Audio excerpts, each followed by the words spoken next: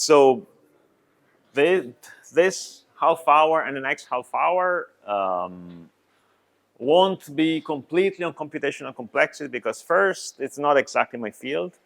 Second, most of you who work in optimization already know what computational complexity is. So I'm pretty sure a lot of you know much more than I do. But I would like to take a hands-on approach where we actually see that this is a very, very theoretical field with very, very, very practical implications. So we'll try to first define with some rigor what we mean by problem class, what we mean by complexity, what we mean by hard problems and easy problems. So for very practical reasons, we want to solve optimization problems. We are here for a course on a class of problems that is among the worst in computational terms, the most difficult. And well, we are all scholars. We would like to measure what we have in our hands. It would be nice to know, it would be nice to understand how we can measure the time it takes to solve any problem. We have a class of problems that can be big, that can be small, that can be more complex, less complex. We would like to understand how to measure the time it takes to solve a problem to optimality. We are mostly interested in finding exact solutions and globally optimal solutions to problems like minimal O's. So many of you already know that the main question that the computational complexity tries to answer is how can I compute, how can I define a function that given the size of an instance, the dimension of an instance, broadly defined again, finds the time taken to solve any instance of that class of problem, as long as it's that dimension. Now, this presentation will be hand-wavy, but this is already a very hand-wavy question because we have to define what we mean by time and if time is actually the right concept to use. What we mean by best algorithm, what we mean by any instance, and especially, I think this is the worst part of the question, what we mean by instance size, what we mean by dimension of a given instance. And to provide the motivation for this, I'll direct you to one of my favorite websites. It's maintained by a superhero of optimization. His name is Hans Mittelmann. He devotes time, energy, and computational resources in his lab to to test many of the commercial and non-commercial and open source solvers out there for any type of optimization, for most types of optimization problems. And he publishes tables every now and again. He actually publishes tables every time a new version of a commercial solver comes out. Raise your hand if you knew this page and you know who Hans Mittelmann is. Okay. Very nice guy, extremely nice guy. But can you see here, maybe that's not big enough. But so the benchmarks he runs are for several classes of problems. Some of them are quite interesting. The first one what I'd like to show you is this. This is an LPOP benchmark, which basically says, take a linear optimization problem, linear objective function, linear constraints, any size, and let's check how solvers are doing. This is pretty recent. It's 13th of January. So he's really busy at this. This is probably the only page that has some intuition to it. But what you see here is a table. On the columns, you see the solvers. There's plenty of solvers. I don't know if any of you know any of them. The first one is CLP. It's an ancient open source linear optimization solver. Very good. Not as good as the commercial solvers out there. The current gold medal is COPT. It's a solver developed by Cardinal Optimization, company based in China, I think. And the runner-up is Gurobi, which many of you probably know. Up there, you can see at the top, just above C-opt is 1 and Gurobi is 1.58. That means that Gurobi is on average, for a broadly defined definition, for a broad definition of average, 1.58 times worse than C-opt, than the best around. And all the other numbers you can see are higher than 1 because C-opt is one of the fastest on average, again.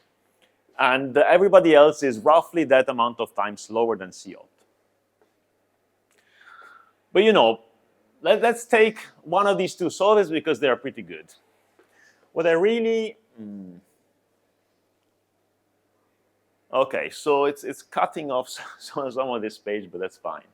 What I really want to show you is the following. These are times in seconds. So on the rows, you have single instances of linear optimization. So single problems with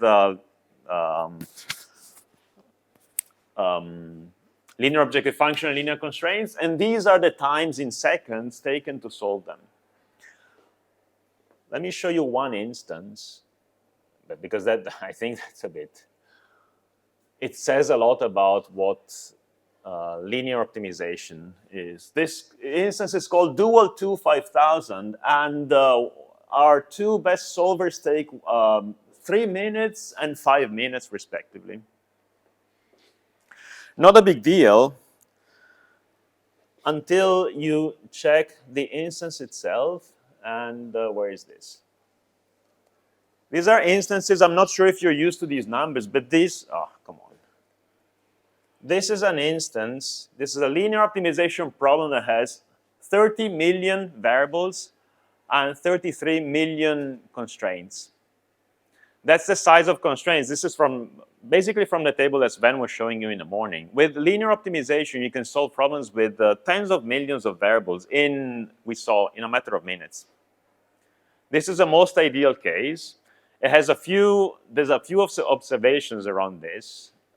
This is because linear optimization is a problem that is well known and well solved.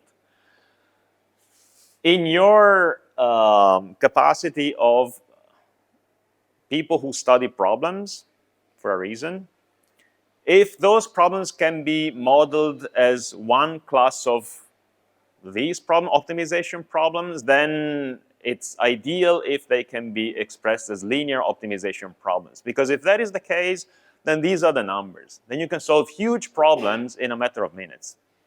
This is the best possible case, and unfortunately, it doesn't happen for many other classes of optimization problems.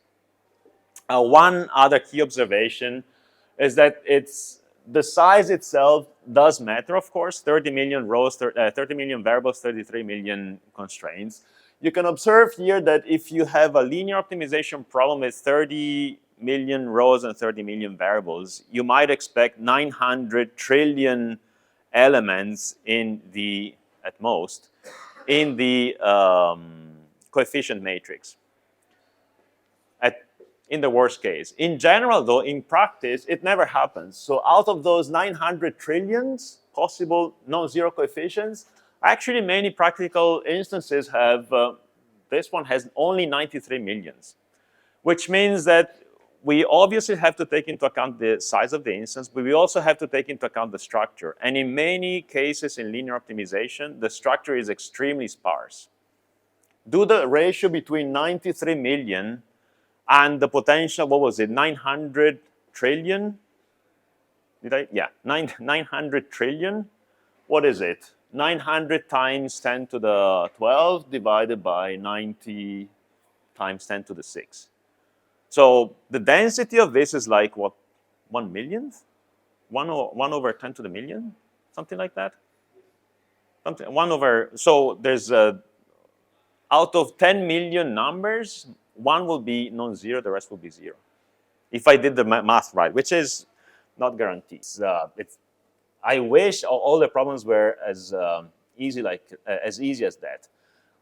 If we go to the next, it's not exactly the next easiest case, but where is it? Which is mixed integer linear. So we have linear constraints and a linear objective function, but now you have some of the variables constrained to be integer. Where are they? Log files per solver. Let me show this instance from this. There's a bunch of solve times from Gurobi. Let me see. Let me go down a bit. Okay. So this instance here solved by Gurobi in about 2 minutes. But in 2 minutes, Gurobi manages to solve a problem with goodbye tens of millions. Gurobi manages to solve in a similar time to what it managed to solve a very large linear optimization problem, a problem with integer variables with 230 rows, 230 constraints, and only 200 and something rows, and only 2,000 something columns. This is ridiculous. I mean, you just put in a bunch of integer variables, everything is completely ruined. So once again, in your capacity of modelers, if you have to put in binary integer variables because they're necessary to model yes-no decisions and stuff like that, so be it. But you know that the problem is going to be much harder. This is very much in tune with what Sven said in the morning. What happens between linear optimization and mixed integer linear optimization is that we are crossing a very important boundary, the boundary between convexity and non-convexity. Because if you introduce integrality constraints in a feasible set, then you're making that feasible set non-convex. That's a disaster from a computational standpoint, at least. There are happier cases though. So large SOCP benchmark. If you stay in the continuous part, and you actually try to solve problems that have convex constraints only, you can still do pretty well. Let me see. So this is the benchmark for second order cone problems. We'll see what a second order cone is for those of you who don't know it in a few days. Those are simple, relatively straightforward nonlinear constraints that are very, very useful in practice. And C-opt is once again among the best. We can try to see a log for this. Oh.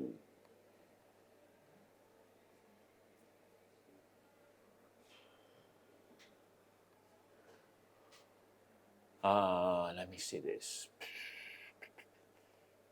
Let's see, with this problem it was taking a bit.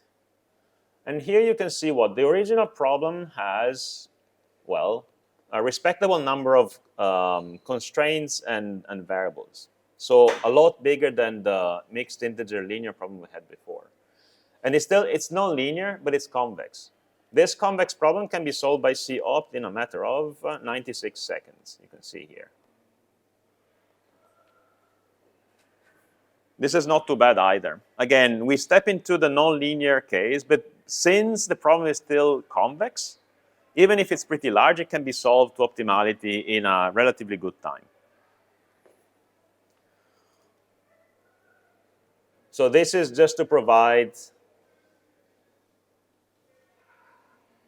confirmation to the idea that convexity is key.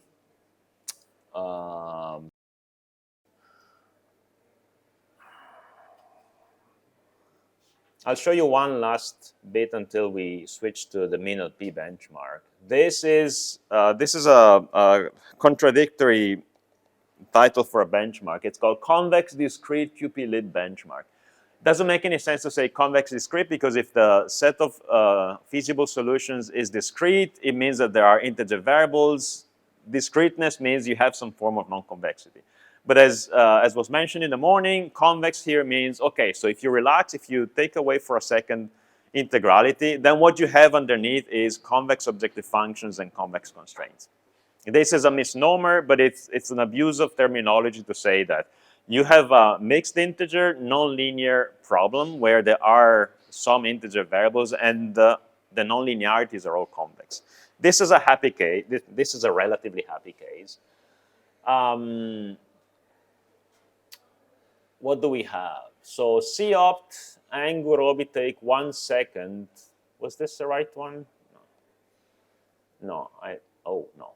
I like this one better. So instance 3678 takes 2,400 seconds on Gurobi. So let's see what size it is. 3678. 3678 is a convex discrete with a problem with 400 rows and 600 columns, 400 constraints and 600 variables. And again, the presence of integer variables makes Gurobi last for about, where is this? Come on. 2,450 seconds before it finds an optimal solution. Again, integrality really is necessary, but for computational reasons, it can be really, really bad. The very last benchmarks is the most general form of the most general class of optimization problems, mixed integer, nonlinear problems, and where is it? Log files per solver. We can check the solvers for Baron, which is one of the best min-null solvers out there, after Minotaur, of course. And with Baron, we can see that, where is this? Okay, so Baron takes 4,800 seconds to solve a problem, a min-LP problem that has what?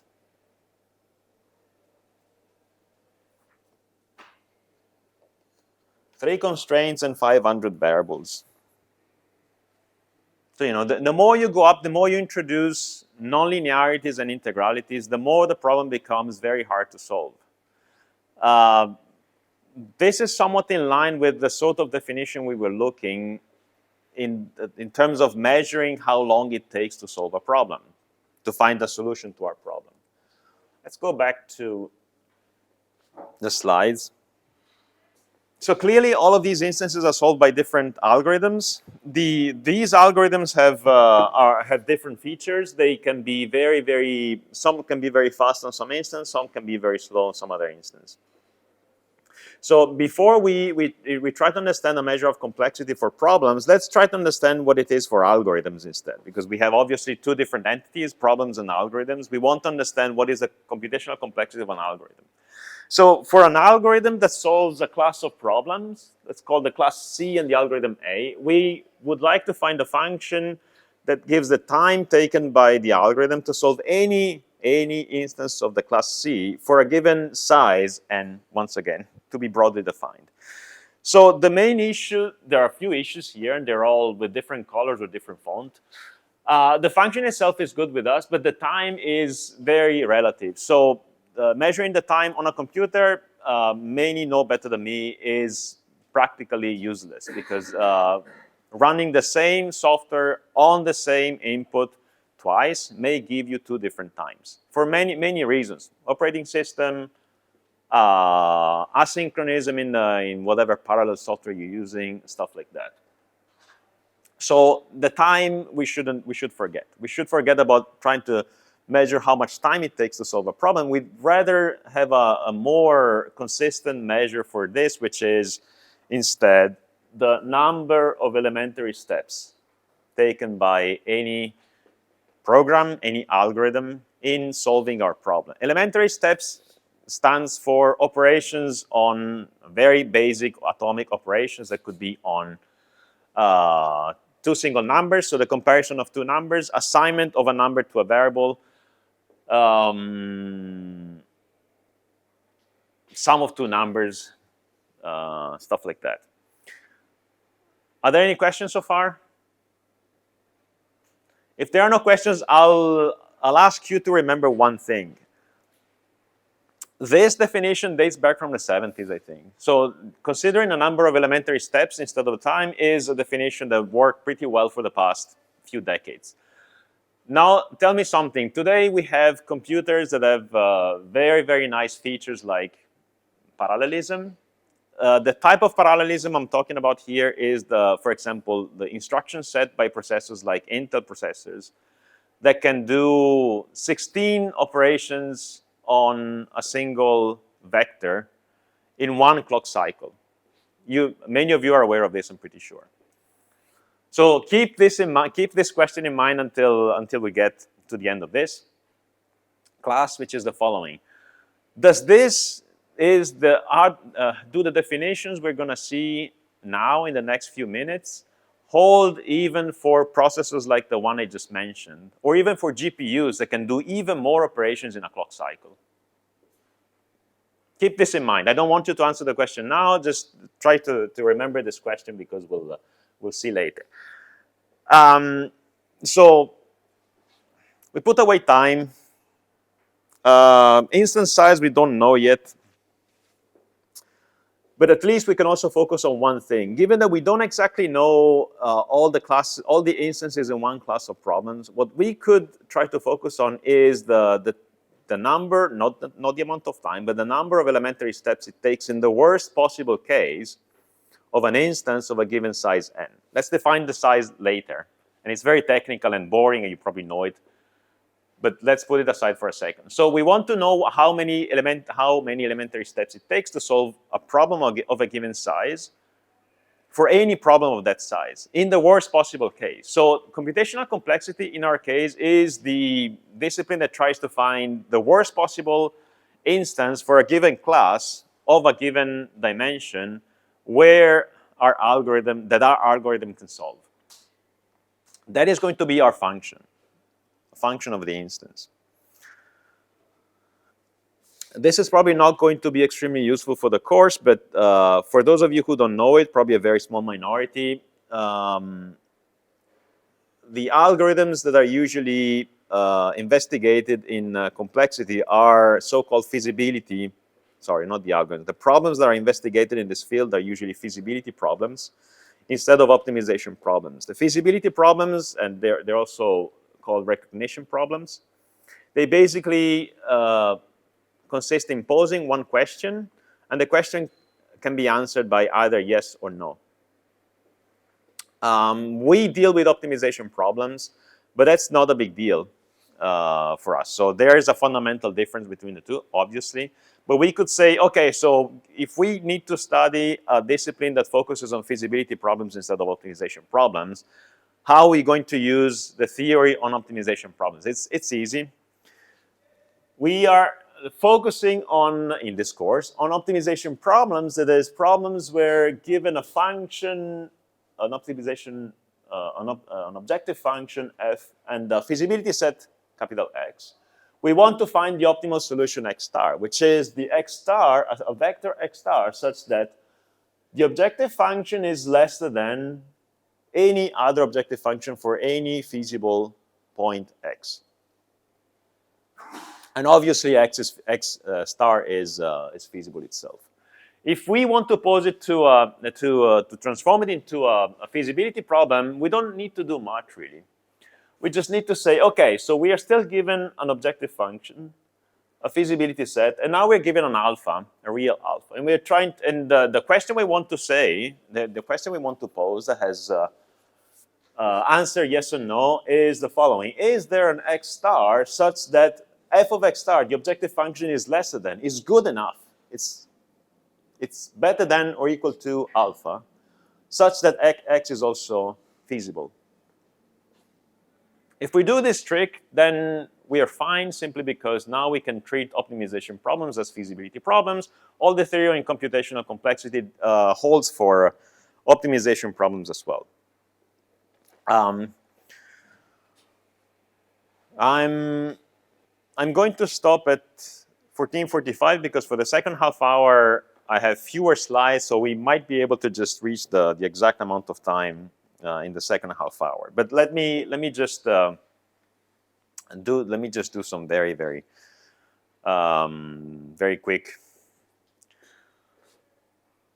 definitions. So we define a problem pi as a set of instances we call d pi, and a subset of these instances will have yes as an answer. We call that subset y of pi. In order to so this slide and the next slides, I have the only purpose of trying to understand what is the size of an instance. And we unfortunately need a lot of definitions and a lot of abstract stuff just to define what the instance is.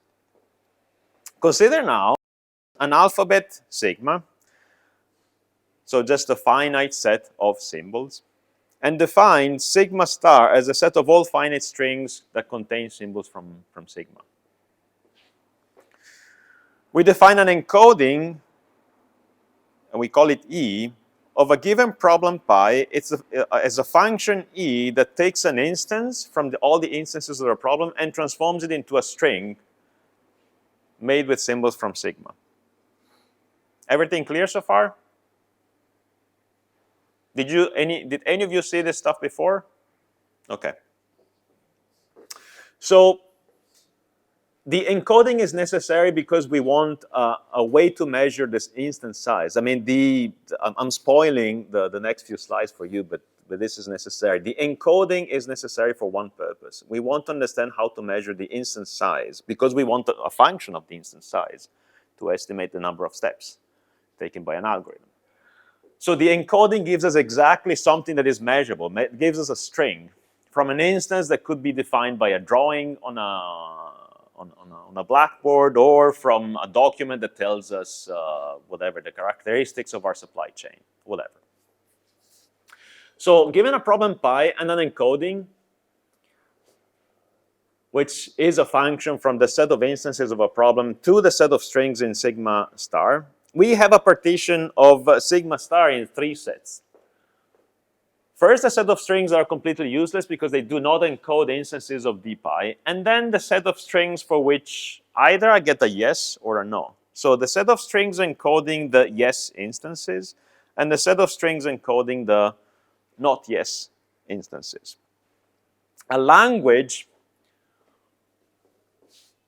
again, a very abstract term just to define a pair of problem plus encoding, is a set of strings. So I'm basically taking a problem and I'm transforming it into a set of strings belonging to this dictionary, the dictionary formed by sigma star, such that the encoding uses sigma star, and the X itself, the generic element of this set, is the encoding of any instance that is a yes instance of the problem.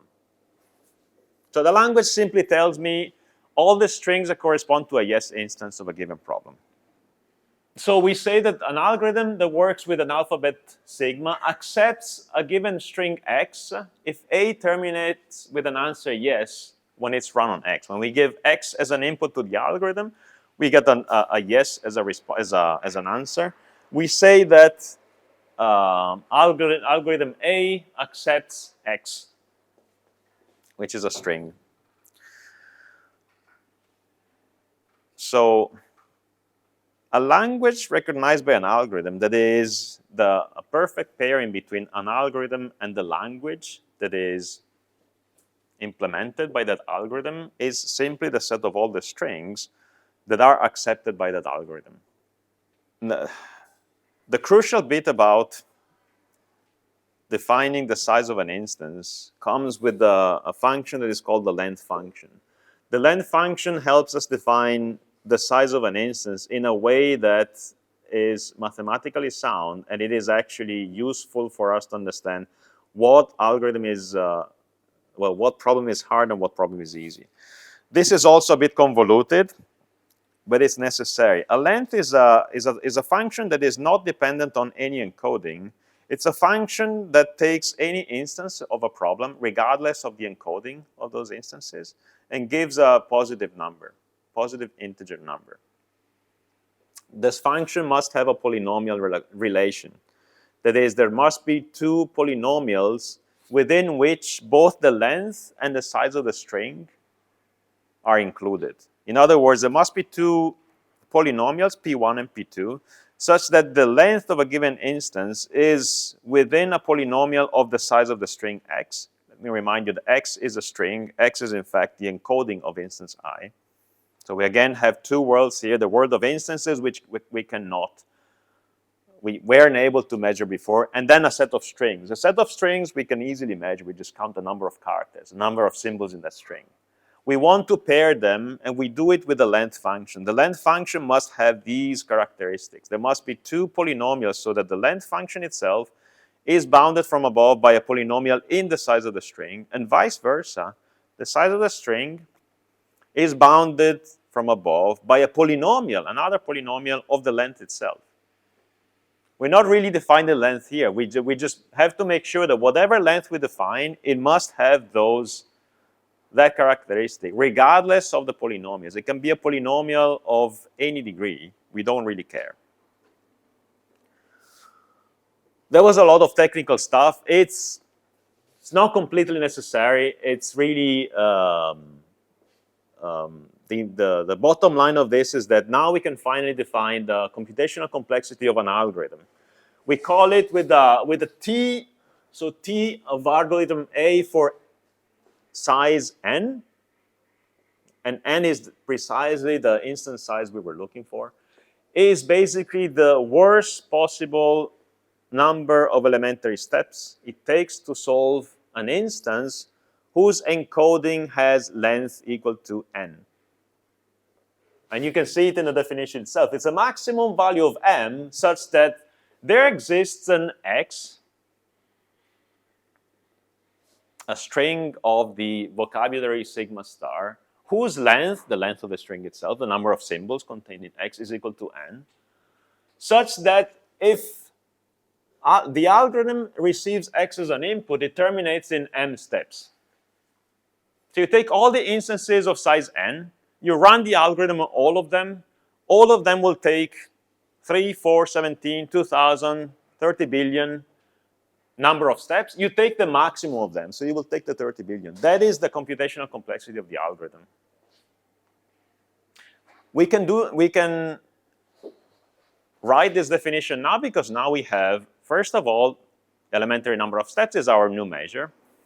The size of an instance is well defined. It's the length of a string, and we know that we know what the string length relates to. We know that the string is an encoding of the instance. And we also just encoded the fact that we want to check the worst case complexity of a given algorithm. That's precisely what we wanted at the end. So now we have a more rigorous definition. I won't say a rigorous definition, but at least a more rigorous definition of what we are trying to measure. Yes?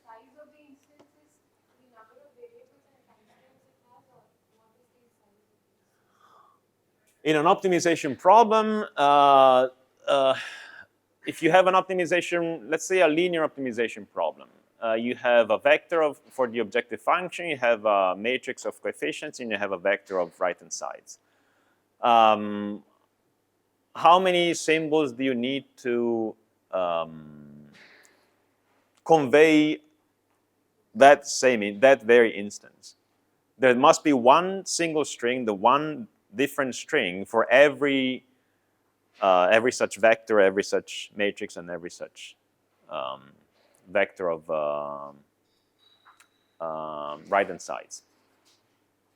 It will depend on the number of rows, and it will depend on the number of columns. But not only that, it will depend on the coefficients themselves. This definition assumes that we already know the worst case instance. No. Actually, it's a fun activity to find the worst case instance. First of all, because you have to prove that the instance you have is the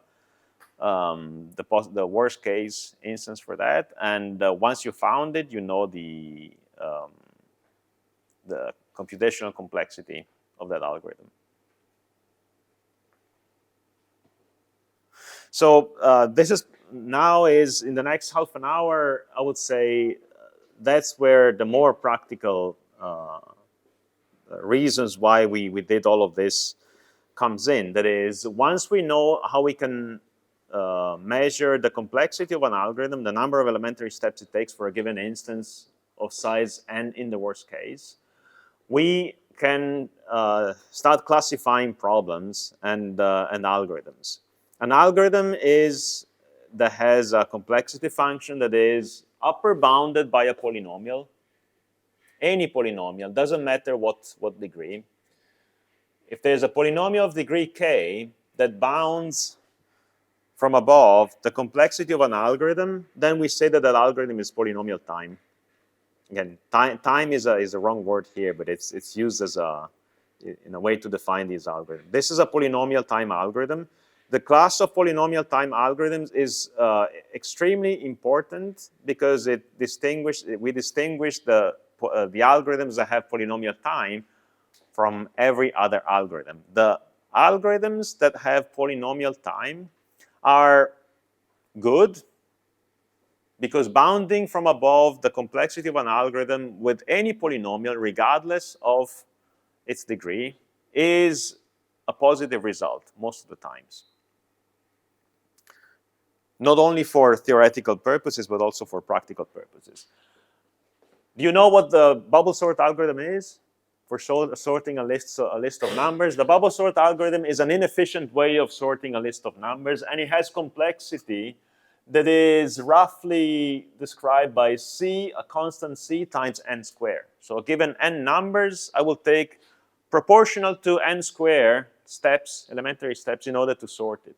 There's a much more efficient sorting algorithm that's called the quicksort, not only one, not only the quicksort, but many others, whose complexity is better. It's another constant, we don't really know the constant, times n times log n. N log n, again, is the function we were looking for at the very beginning of the previous half hour to measure how the time grows when we increase the size instance. Well, n log n grows much slower than n squared. The binary search algorithm, so you have a list of numbers, sorted list of numbers. You try to find one number, you just, like you do when you search a word in a dictionary. You just look in the middle. If the word is before the word you're looking, if the word you're looking for is before the word under your eyes, then you take the first half of the dictionary and so forth. The complexity of that algorithm is log 2 of n times a constant. This constant is bothering us a bit, and this is why there is, probably most of you know this, the big O notation. The big O notation is simply a way to define a class of functions.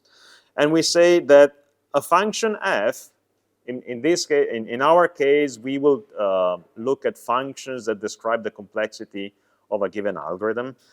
A function f that possibly describes the complexity of a given algorithm is in a set called O, big O of g, if there is any constant, is any positive constant, and any instance size limit after which g multiplied by that constant is an upper bound to our algorithm complexity. So this has to hold for any n greater than n naught. That simply means one thing. We're not interested in the complexity of an algorithm for a given size. We are interested mostly in the asymptotical behavior of the complexity function of an algorithm. And that is simply because if we want to solve very large problems, we'll need to, we can't put a limit on the size of our instances. So the asymptotical behavior is what we are mostly interested in. When we say that a function is in O of another function, it means that asymptotically our function f doesn't grow faster than g.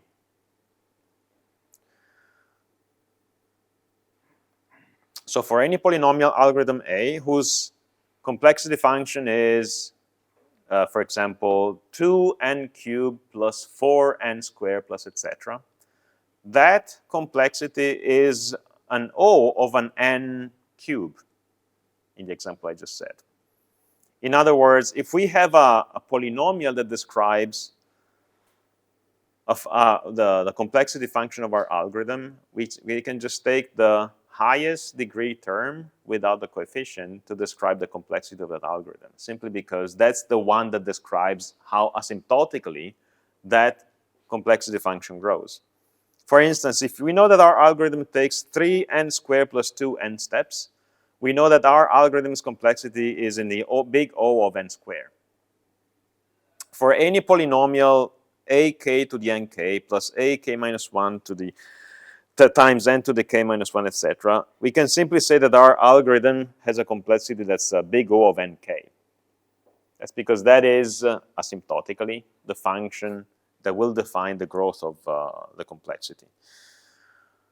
The main distinction between polynomial time algorithm and non-polynomial time algorithms comes in this last nasty example. We know that for a function f of n, if we know that our algorithm takes a number of steps that's equal to 1.000001 to the n, it's an exponential function. We know from calculus that there is no polynomial that bounds from above any exponential function. The exponential functions are bad. That's why it's good to prove that our algorithm has polynomial complexity, because the alternative would possibly be an algorithm that takes an exponential number of steps. And asymptotically speaking, exponential algorithms are behaving worse than any polynomial algorithm, of any degree. So the first classification, the simplest one, the one that's easier to define, is a set of polynomial time problems. That is, the class of problems such that there exists at least one algorithm that is capable to solve in polynomial time an instance of that problem. Here it's a bit more rigorously defined as the set of languages, but we know that a language defines a problem. In the previous slides we saw that. The set of languages such that there exists a polynomial time algorithm A such that the problem itself, the language L, is equal to the language that expresses the set of instances accepted by the algorithm. So L is equal to LA. So the class P is a very good class of problems. If we prove that our problem is in the class P because it admits at least one polynomial time algorithm, we're good. We are more towards the set of linear optimization problems. We are capable of solving very large instances of that problem. If we can't prove that our problem is polynomial, we don't know. So that's it's bad not to know if our problem is. It's good to know that our problem is easy, polynomial. It's bad not to know whether our problem is easy or not. So P contains, for instance, the problem of sorting a list of n numbers, because there's a quick sort with complexity n log n. The problem of finding a number k in a list of n numbers. The problem of minimizing a linear function over a polyhedron. I'm spoiling something and I'm going to say in a couple of slides. The problem of finding a shortest path between 2 points A and B. The Google Maps search. So the problem you have on Google Maps when you're searching for the shortest path from where you are at the moment and, I don't know, Heiko Shopping Center, for instance. That was an easy class to define. The class NP is another class. Be careful that NP doesn't stand for non-polynomial. It stands for something else. It stands for non-deterministic polynomial. It's a class of problems that is still good to be in, but that admit an algorithm that, in principle, guesses a structure, where guesses is a very, very hazy definition. It simply refuses to define how to get a solution, but at least, and that's the main characteristic of all the problems in NP, determines whether that solution is a yes solution for that problem. That is, it determines that for a given instance in the set of instances of the problem, it guesses a way to a certificate, a proof for that instance to be a yes instance, and it does so with an algorithm that takes a polynomial time. So the polynomial part is not the part that solves the problem. It's only the part that determines whether a solution that we are given, so most of the work is done by somebody else, we are given that structure, we're given that certificate, we only need to check if that certificate is actually a good certificate, and we can do it in polynomial time. If that is the case, that means that that problem belongs to the class of NP, the class of non-deterministic polynomial problems.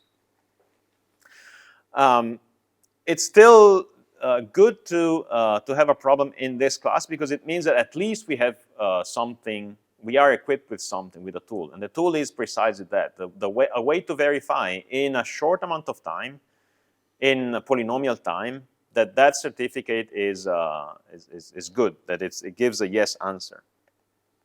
So NP is simply the class of these problems, the class of problems such that there exists a non-deterministic polynomial time algorithm for those problems. Let me give you an example. Integer factorization. You're given an integer. It's not easy. It's not absolutely easy to find whether it's a prime number or it can be factored. However, if you give me a candidate factor, I can check if it's really a factor of that input number in polynomial time. So belonging to the class of NP problems gives you the nice result that there is an algorithm with computational complexity, with a given computational complexity to find whether the instance is a yes instance or not. But the complexity itself is exponential. So a problem belonging to NP means that there is a way to solve the problem. It just takes an exponential number of steps. And this is bad. It's also obvious, I won't prove this, that the class of polynomial time problems is a subset of the set of non-deterministic polynomial problems. It's, as of today, I believe, it's still not known whether the inclusion is strict or if it is an equality. It is actually one of the main problems it's one of the Millennium Prize problems, and it's one of the most studied problems on Earth to find out whether P is equal to NP or P is a proper set of NP. If you solve this problem, you win $1 million, by the way, and a lot of fame, obviously. But other questions? Everything clear?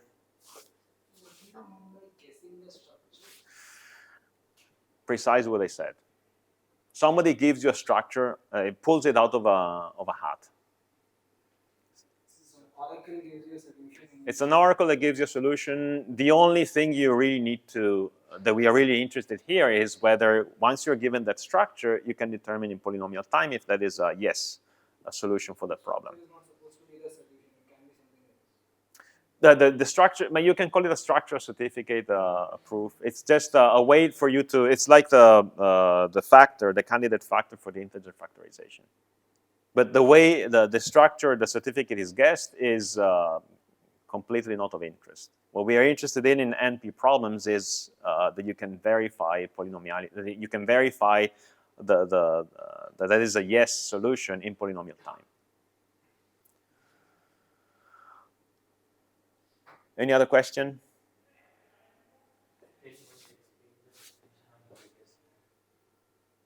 Explain what, sorry? The first one.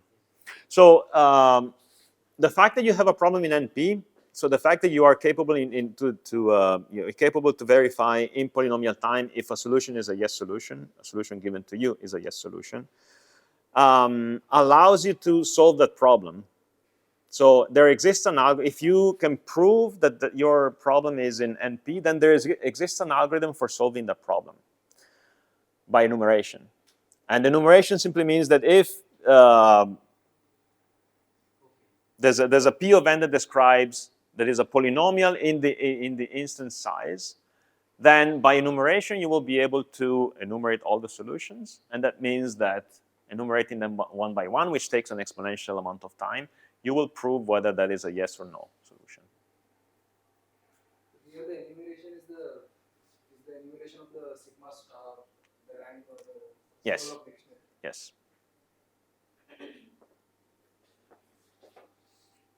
More questions?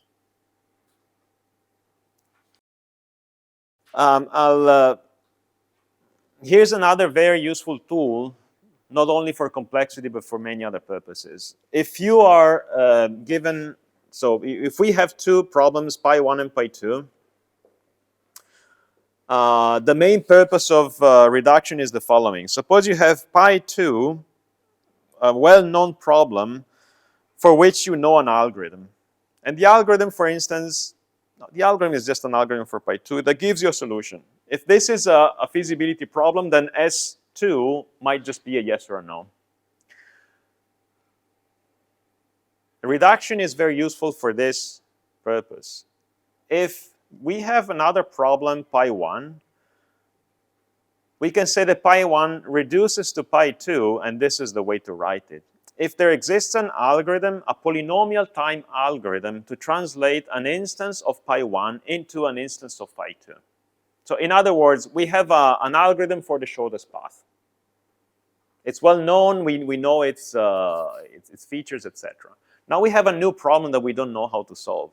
But we know that starting from an instance of that problem, there is a way to translate that instance into a graph, a source and a destination, and the length of each arc.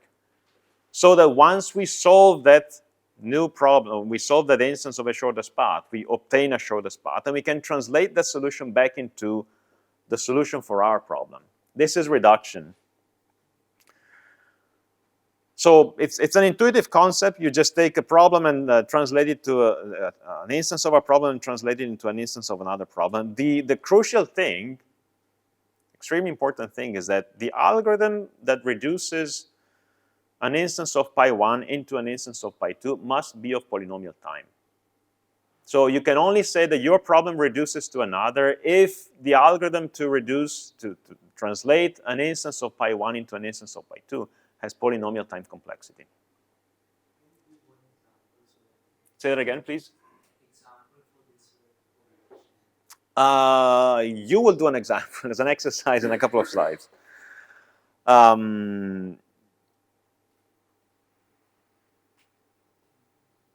Which gives us the main property. I can't think of an example right now, but there's one that is perfect for the course, and it requires another slide. So if you're patient, I'll show you just one in a minute. So the good thing about reduction is that if you know a problem pi 2 that is polynomial,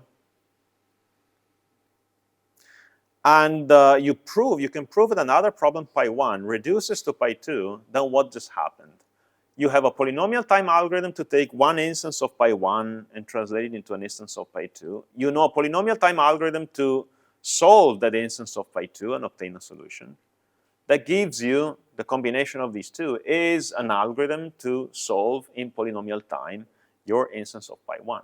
So if pi 2 is a polynomial time, is a polynomial problem, is a problem in the class P, and pi 1 reduces to pi 2, then by consequence, pi 1 is also a polynomial time problem.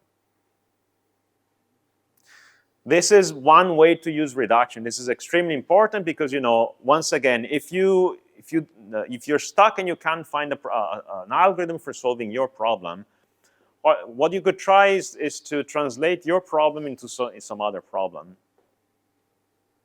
But you have to find a translation algorithm, let's call it like this, that has a polynomial time complexity. Here's probably the last concept in complexity that's really, really important.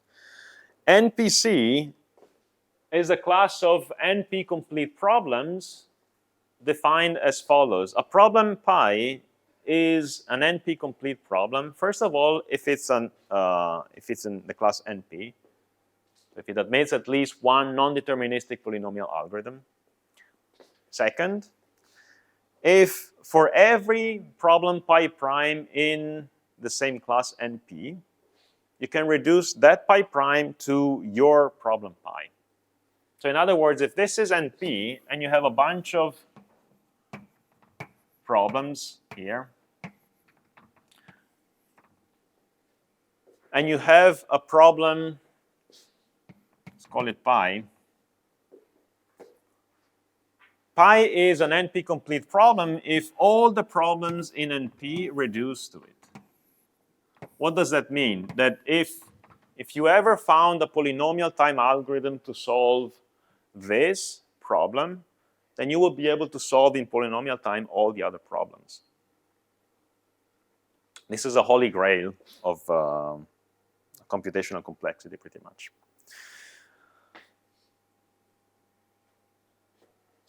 But it's obviously hard to prove this property. So how do you prove that a problem you just found, you just looked online, you just stumbled upon, you just draw on your notepad is NP-complete? Are you going to look at all the NP problems and try to reduce each one of them to your problem? That's not the way to go. But it's still important to try to prove that. Another definition that I think is very important is that a problem pi is NP-hard if only the second property is satisfied. So an NP-hard problem doesn't have to be in NP. But if all the problems in NP reduce to that problem, then that problem pi is NP-hard. Remember all the tables we saw on the web just a while ago, and now you can figure out where each problem stands just by looking at those numbers. Linear optimization is a polynomial problem. Many other problems, because of non-convexity, end up on the other side.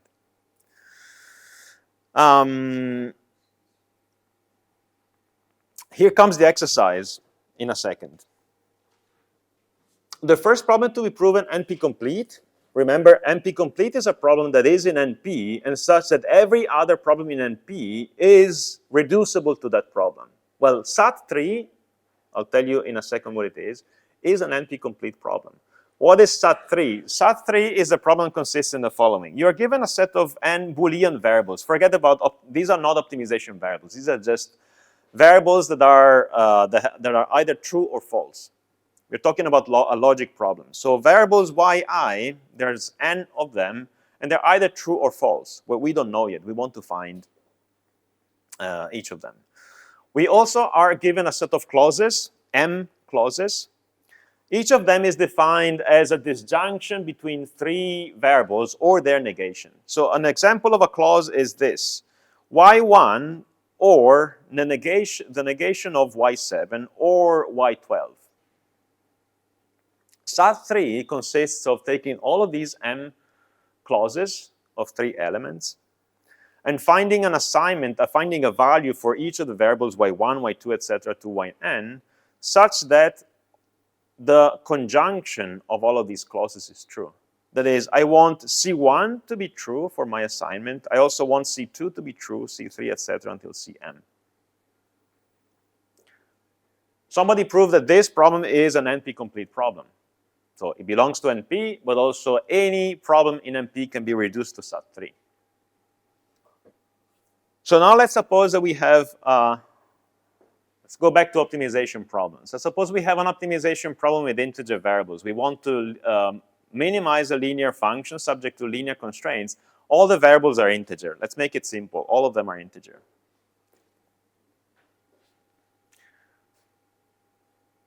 Now we want to prove that this problem, integer linear optimization, is NP-complete. So we know that SAT3 is an NP-complete problem. Somebody proved it.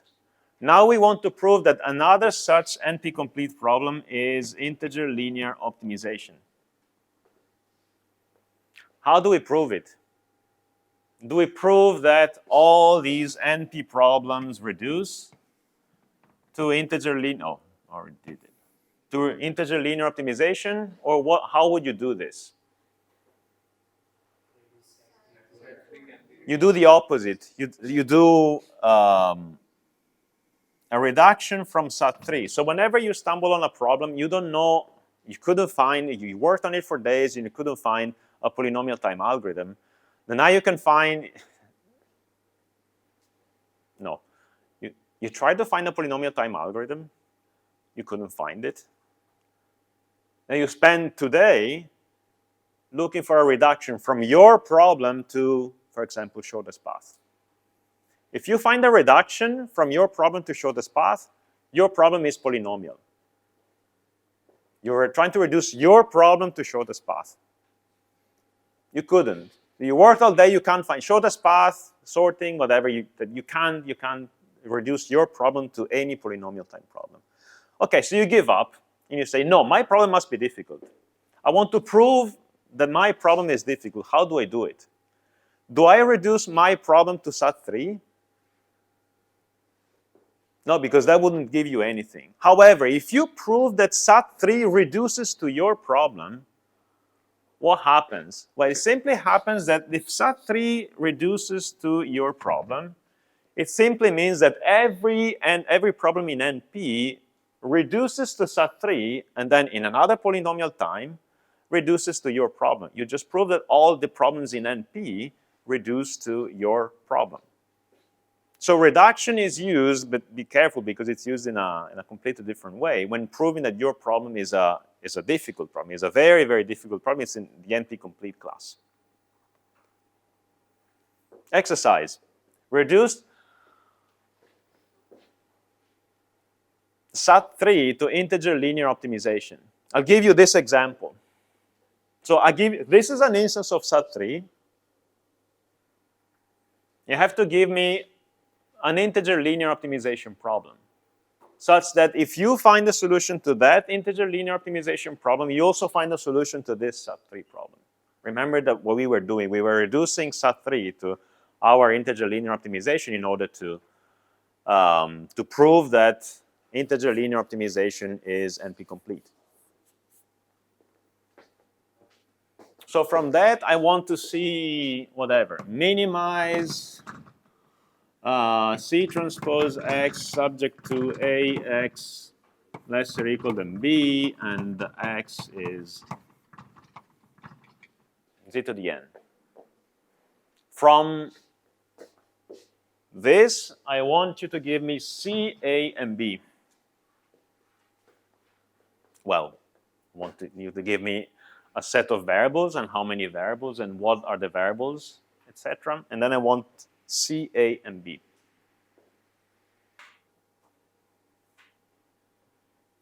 I know I'm asking a bit because we didn't see any modeling yet, but if we saw any modeling, this would be too easy. So, does anyone have a solution? Yes? So we have defined a binary variable for every yi. Okay. Binary. So for every I, for every from 1 to n. variable. So for every I in from 1 to n. Yeah? For class is C1,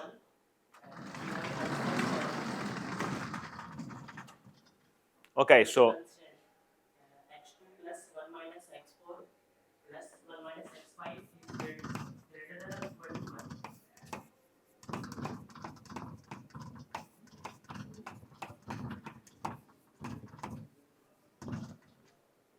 very good. Why? Because the first clause is y2 plus negation of y4 plus negation of y5. Sorry. Say that again, the last part. 1 minus y. Yeah, sorry.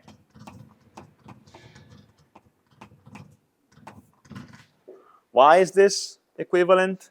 Why is this constraint corresponding to this? I want clause C1 to be true. For clause C1 to be true, I need y2 to be true, or y4, that's negated, to be false,